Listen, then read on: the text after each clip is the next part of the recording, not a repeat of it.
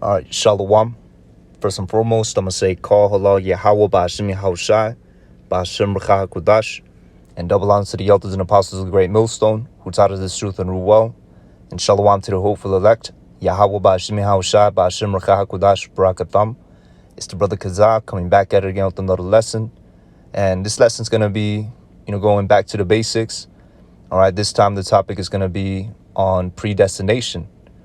All right, now predestination is an important thing to know in this knowledge. All right, it's really a fundamental thing.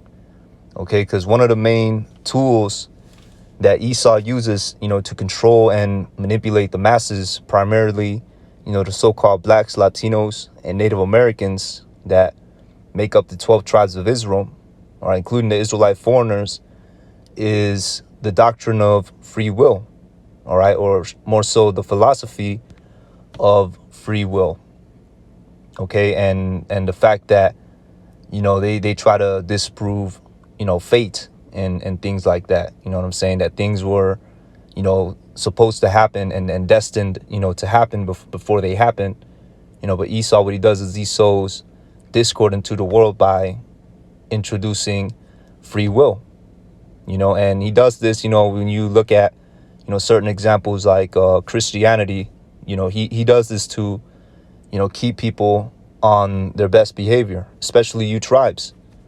All right. And to keep you, mentally subject to Esau and never go against him and his white supremacy, which is, basically Christianity.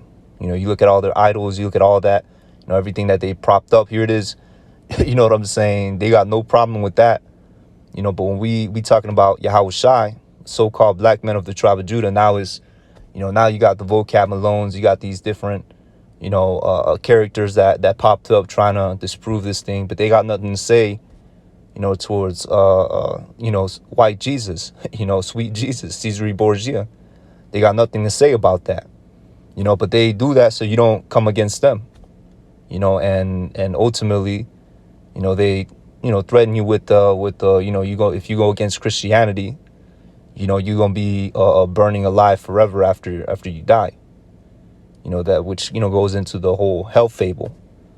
You know what I'm saying? So it's a very important thing, to know about predestination. All right. And another example is, this is more so like in the world. You know what I'm saying? Like you see these Jakes, they go around and ultimately they go on by that philosophy of do as thou wilt. You could do whatever you want. So that free will doctrine enables Jakes and ultimately enables, a lot of people, especially amongst the youth, to go into that direction. All right, it's pretty wicked what they're doing, man. But we're gonna begin with the precepts, the book of 1 Corinthians chapter 14, verse 32, and it reads, "And the spirit of the prophets, and the spirits of the prophets are subject to the prophets." All right, basically, if you were a prophet in your past life, going into reincarnation, you're gonna be a prophet again. All right, and what is that an example of? Is that an example of free will? No. That's an example of predestination. Okay, the next precept, the book of Ephesians, chapter 1, we're going to start at verse 4. And it reads, "According as he hath chosen us in him before the foundation of the world." All right, now that us is referring to the elect. All right, key word chosen, because that's what the word elect means, to be chosen. All right, in Israel, so-called blacks, Latinos, and Native Americans have a chosen class. The top, how do I put it to you? The firstborns, the top of, the ruling class of the nation of Israel. All right, and guess what? Even them, you know what I'm saying? Lord willing, we're of the elect. All right, even us, the hopeful elect, we were chosen from before the foundation of the world. Really, everybody that's existing right now and living out their purpose, all right, had it, basically, it was all brought forth before this world was even made. Okay, it's about, in a sense, it's about destiny, not about free will. All right, it's at the end of the day, it's about that destiny, man. Continuing on, and it reads that we should be holy and without blame before him in love, having predestinated us unto the adoption of children by Hamashiach Yahushai unto himself, according to the good pleasure of his will. All right. So the precepts is very clear. They talk about predestination. Okay. We're going to hit a few others. All right. The book of Sirach, chapter 36, verse 14. All right. And it reads, fill Zion with thine unspeakable oracles, and thy people with thy glory. Give testimony to those, so I could give testimony unto those that thou hast possessed from the beginning. You see? Meaning the elect. And raise up prophets that have been in thy name. All right. And this also applies, the reason why, the scriptures talk about predestination and it emphasizes the elect. Okay. Is to further solidify the how exclusive it is to be of the elect. All right. Because you'll have a Kendrick Lamar, he'll go out there and say, oh, going to heaven ain't fair if only 144,000, get to go. And that ultimately, what that does is it kind of, brings out that philosophy of free will on the low. If only 144,000 get to go, like it's some prize that only 144,000 will win, but really they were chosen since the beginning. All right. And guess what? The wicked were chosen since the beginning to play out their purpose. Okay. And all these peons that ain't really doing much, they just either, living the hamster wheel lifestyle or, whatever purpose they're doing. You know what I'm saying? It could be bums in the streets. It could be strung out on drugs. You know what I'm saying? Or they just could be living that hamster wheel lifestyle or trying to make an enterprise for themselves or whatever. Their purpose, they're basically allotted to do what they were doing. They're predestined to do what they're doing since before the beginning of the earth. That's why, we say this is like a big movie that's playing out, because Yahweh Ba'ashem Yahushai, who's the Heavenly Father, all right, the director, has written for everybody playing a role. Okay, you got the righteous, you got the wicked, and then you got the extras, which is, these peons. All right, it reads, and raise up prophets that have been in thy name. Okay, so that further, solidifies first Corinthians chapter 14 and 32 or 34, if I'm not mistaken. All right, so next precept we're going to go into, let me see. First precept we're going to be going into is the book of Romans chapter 11 and 7. Okay, because this knowledge is very, it is a very precious thing. All right, and having this understanding ultimately, takes away a lot of weight, because this thing isn't for the whole world. You know what I'm saying? This thing is for the elect, only for the elect. So you don't have to, waste your time, going not necessarily back and forth, but you don't have to go crazy and try to convert everybody, man. Toss them a few jewels here and there, and if they see it, if they gravitate to it, then you might build and work off that. If they don't, then it is what it is. Toss them back into the sea. You're going into that parable. Now we are fishers of men. And that's what we've become. All right, and as fishers of men, we don't want the fish that's undesirable and you don't want to eat. You don't want to cast your line onto the river or the sea and then reel back in. It's either a little fish or it's something you can eat. You know what I'm saying? No, you want that chosen. You want that good fish. The big fish. And it's not about, big as in, what you are in the world, how popular you are, things of that nature. It's about the elect, because at the end of the day, it's only the elect that's going to see this truth. All right. So Romans chapter 11 and 7, and it reads, what then? Israel have not obtained that which he seeketh for, but the election have obtained it, and the rest were blinded. All right. And that's why, you know what I'm saying, we're not to waste our time, trying to convince each and every single one of our people that they're Israelites, and to come back to Yahweh Hashem Yahushua. We can't do that, man. All right. Because if it ain't for them, it ain't for them, man. If the gospel be hid, it is hid unto them that are lost.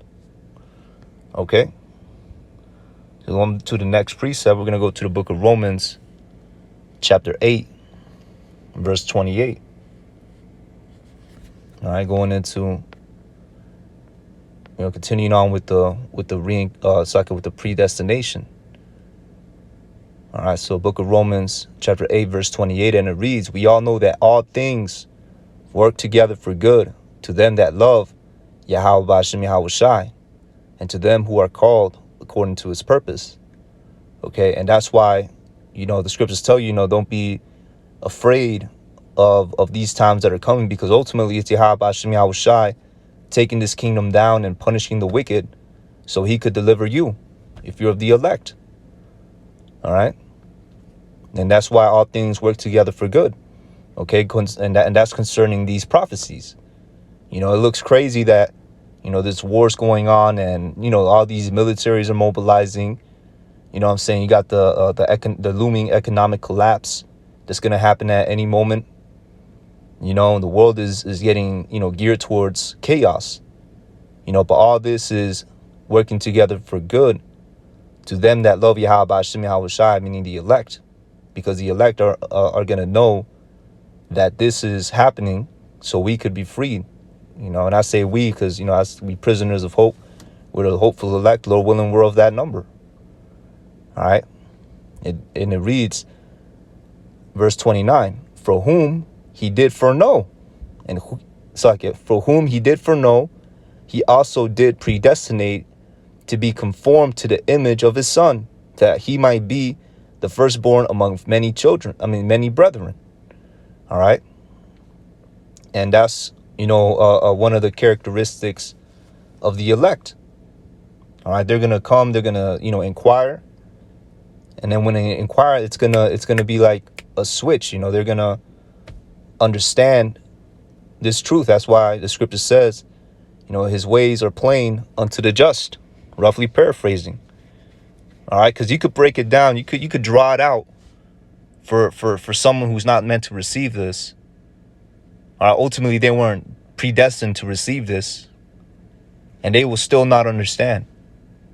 They're still going to either cling onto whatever philosophy and doctrine, whatever broken cistern, all right, which represents, whatever worldly philosophies out there, that they cling on, and that's going to ultimately lead to their demise, because Yahweh B'Hashem Yahushai is not going to want people, who aren't praising his name, who aren't praising him.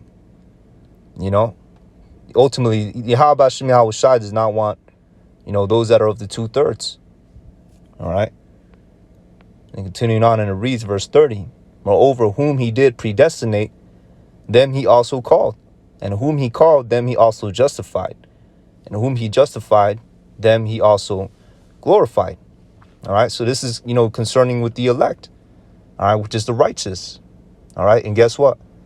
It also applies with the wicked, man. Okay. It also applies with the wicked, concerning predestination.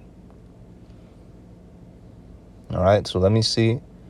Let's go into the book of Romans chapter 9, verse 11. And this is, going to basically illustrate it.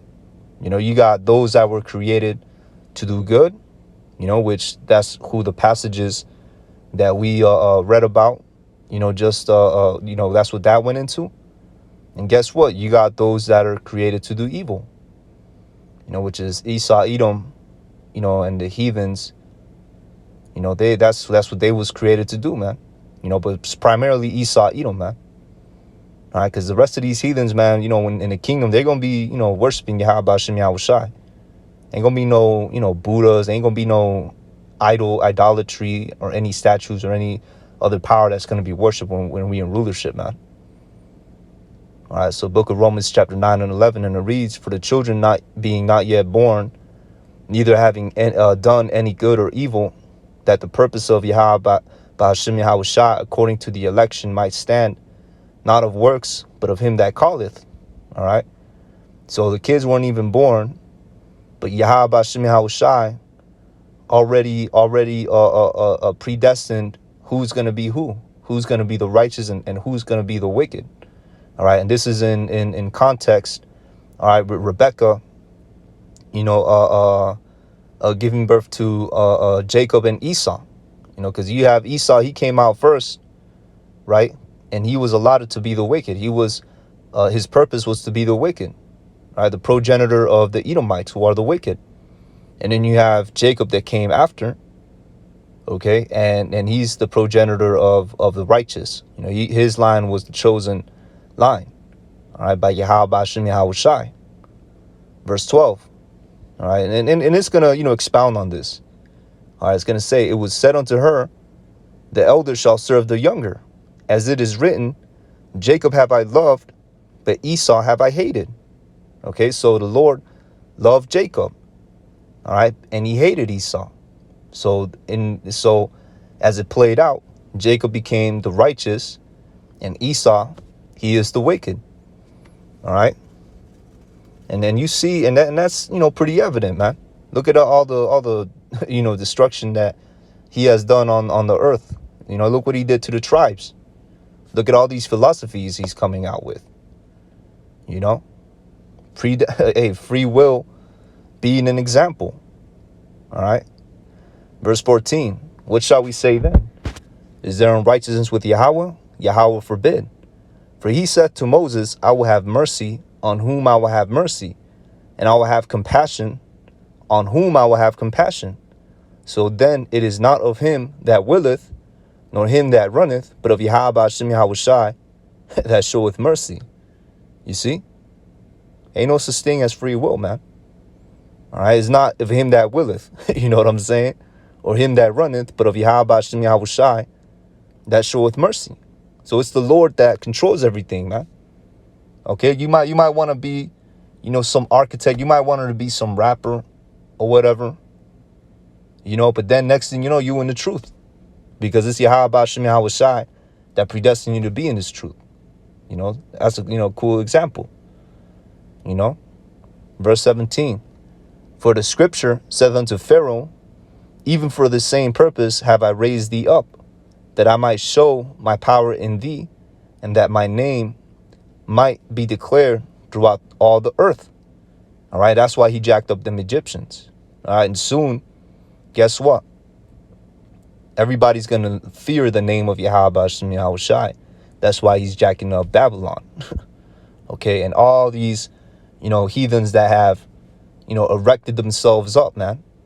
He's going to jack them up. Verse 18, therefore hath he mercy on whom he will have mercy.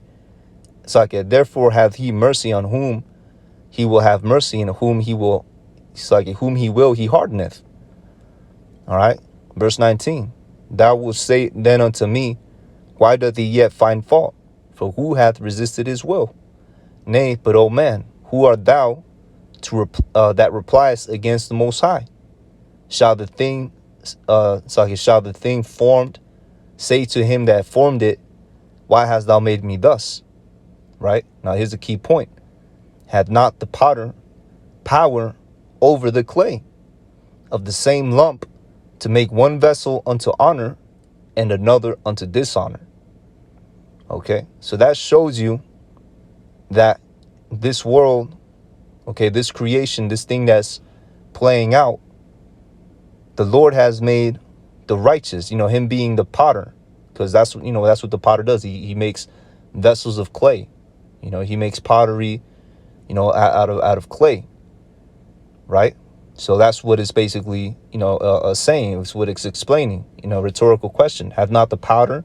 So like, have not the powder, meaning the creator, power over the clay, meaning the creation, or not necessarily creation, but the elements that we are, that